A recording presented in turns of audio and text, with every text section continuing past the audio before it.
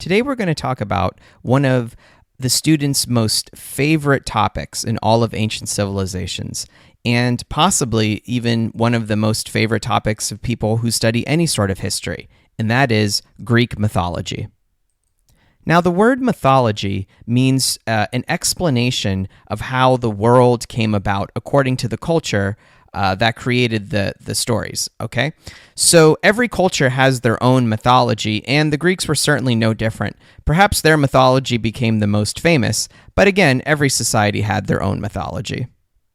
The Greeks believed that their gods played an integral, everyday, personal role with them. For example, when volcanoes exploded, it was because of the gods. When there was really good crop yields, it was because of the gods. When there was war, it was because of the gods. So the people of Greece, they thought it was very important to have a personal relationship and to respect and to patronize the gods as much as possible.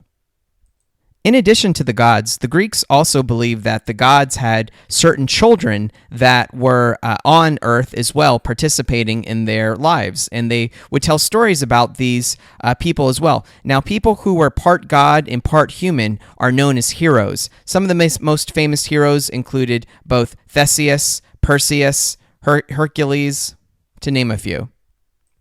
The Greeks were famous for their literature, and their most famous author, Homer, created two stories, the Iliad and the Odyssey, which have so deeply inspired all the literature that we have today. It's almost impossible to talk about any sort of writing today without understanding and examining the Odyssey.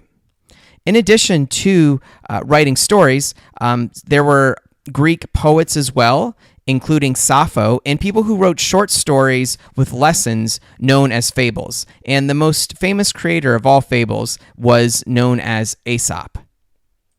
Greek literature still is part of our own writing even today. So even our common language. So when we say things like an Achilles heel, we're talking about somebody's weak spot. Okay, or when somebody says that they have the Minos touch, they're referring to King Minos, who was cursed by everything he touched turning to gold.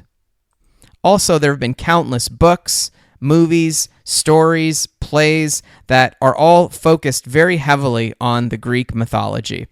In particular, the Percy Jackson series has created a revival among people who are the same age as you with both the Greek traditions and Greek mythology.